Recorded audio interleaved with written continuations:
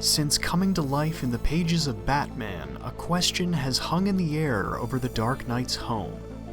What is Gotham City? For some, like Bruce Wayne, Gotham is a city of light, one that tests its people and shapes them into something just and enduring. But there is also a darkness living in the city's streets and skyscrapers, a malignant, hungry presence that defines Gotham as much as the Dark Knight himself. It's this ancient and powerful evil that writers Scott Snyder and artist Greg Capullo would explore in their now legendary story, The Court of Owls, sending Bruce Wayne on a chilling journey into the blackened heart of Gotham City.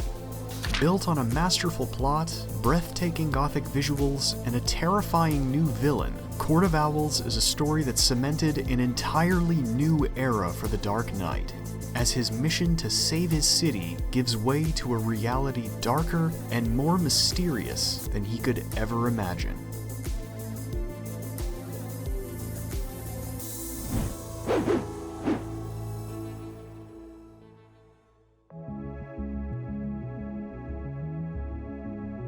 The rebooting and relaunching of characters and continuity is a tradition as old as the medium of comics, but even still, Scott Snyder's journey to Batman was an interesting one. Having written Gates of Gotham and The Black Mirror for Detective Comics in 2011, the up-and-coming writer suddenly found himself on the main Batman title through DC's New 52 relaunch, picking up in the wake of Grant Morrison's spectacular 7-year run. Everything was a lot of pressure just because I was still so green, recounts Snyder. I thought it would take me years to both earn a chance to be able to write in the Batworld at all, and Batman became my favorite character. I was convinced that I was nowhere near ready to take anything like a full feature. The point is, I was really scared when it came to Batman, then found out it was Batman #1. The transition was complicated even further through Morrison's continued involvement through Batman Incorporated, a series that continued their previous story and ultimately made it impossible to reboot continuity. However, instead of an obstacle, Snyder saw an opportunity to enhance his take on Batman, tearing down the godlike figure of Morrison's time to reveal the more conflicted human hero beneath. Bruce is a character constantly at war with his immortality. To me, that's deeply interesting, muses the writer. He's this character that makes himself into this legend, something that extends beyond his own limitations. At the end of the day, what makes him human is what makes him relatable. I like showing how wrong he can be and how weak he can be. Picking up directly where Morrison's run leaves off, Court of Owls begins with a Batman who seems practically omnipotent in Gotham, bolstered by a range of fantastic gadgets and fully committed to elevating his city both in and out of costume. While DC's other heroes exited the New 52 starting from scratch, Snyder made full use of the Dark Knight's lengthy history in Court of Owls, building a Batman more experienced and confident in his mission than ever before.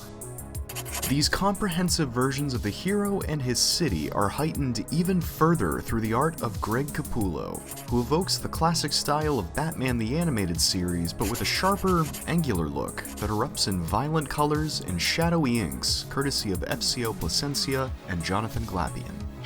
These images might seem classic, even familiar, but Snyder quickly makes it clear that this new normal isn't what it seems, chipping away at Batman's illusion of control as an ancient evil reemerges in Gotham.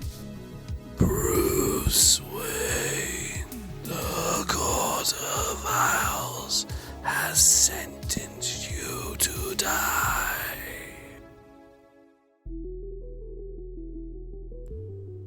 When shaping his story, Snyder knew he wanted to present Batman with more than a thrilling mystery. He wanted to deliver a new villain to challenge every part of the Dark Knight and his world, taking the familiar in Batman and making it alien and unknowable.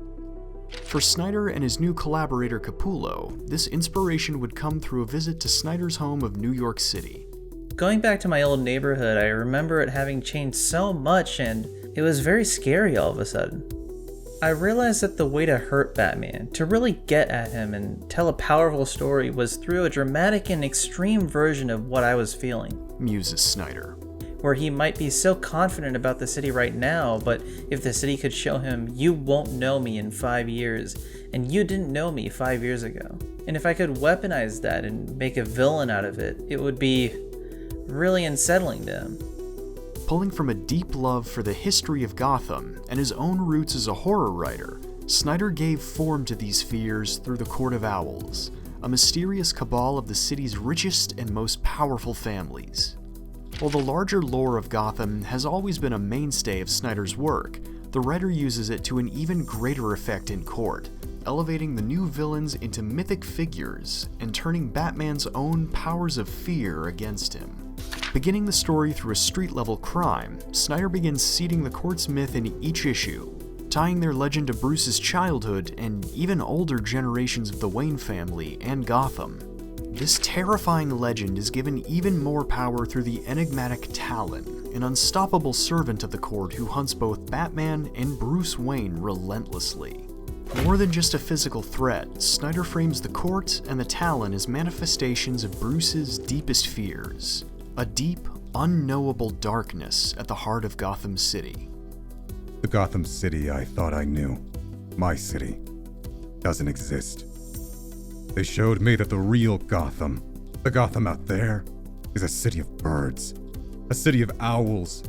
It's a stranger and an enemy. It always has been. And I'll tell you, Vic, if someone could have protected me from that truth, I'd have been grateful.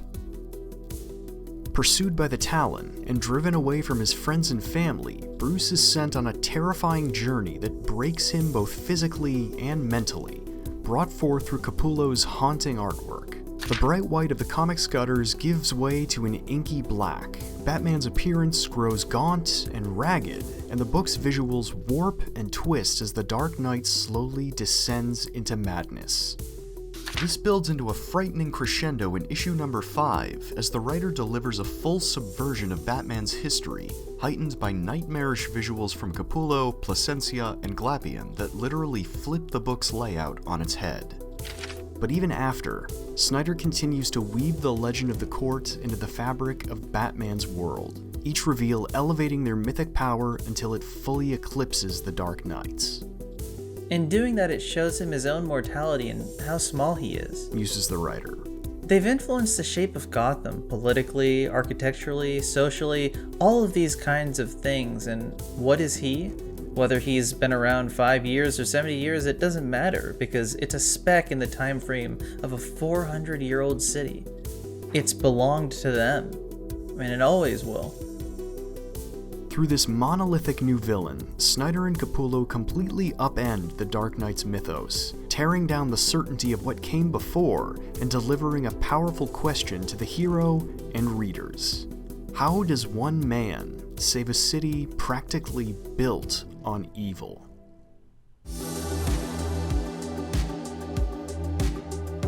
By its third act, Snyder and Capullo's story sees Bruce's vision of Gotham annihilated, as the realities of his mission, his family, and even his own history crumble under the weight of a dark and terrible truth.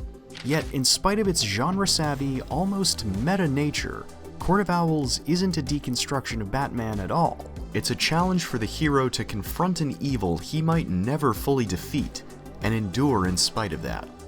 Bruce's overconfidence in his alter ego ends up trapping him in a labyrinth, both spiritual and literal, as the court continues to peel back the layers of his alter ego. But while this loss of certainty is used to dismantle Batman as an individual, nearly tearing down his vision for Gotham, it's his reliance on his growing family that allows him to persevere, allowing Batman to rise again stronger than ever as the court crumbles from within. Even with the initiative, part of me was doing it to have more lookouts, more bases for Batman rather than for the city itself. But I see now that I was wrong. Because Gotham isn't Batman. Gotham isn't the Owls. Gotham is all of us. In the end, I have to say I'm grateful to the court for the lesson. But even so, if they reemerge, when they reemerge, I'll be waiting. Always. Coming at the forefront of a new era for DC Comics, Court of Owls marked a definitive new chapter for Batman, and the numerous creators who would continue to bring his stories to life. Snyder, Capullo, Plascencia, and Glapion, all relative newcomers to the title and first-time collaborators, quickly left their own mark on the character. The idea that, instead of one man, Batman is a community, a growing army of citizens fighting to make Gotham a better place. Snyder and Capullo began Batman as relative strangers, but Court of Owls quickly forged them into the definitive modern Batman team, a community of their own. I think we clashed at first because I wanted more room than was helpful for the book, recounts the writer. But then as we became friends, we developed a sense of trust between us. We wound up realizing that we had the exact same priorities for the book, which is that as long as the ideas and storytelling were as good as they could be, it didn't matter if it came from him or it came from me. It became the best collaboration I ever had. In an era defined by the reboots and relaunches of beloved characters, Snyder, Capullo, Plascencia, and Glapion deliver a story that dives deep into the philosophy of Batman, having the character endure the horrors of the past to strengthen his hope for the future. Court of Owls introduces countless new elements into the character's mythos, but instead of transforming it, the story acts as a pure distillation of the Dark Knight's mission and message.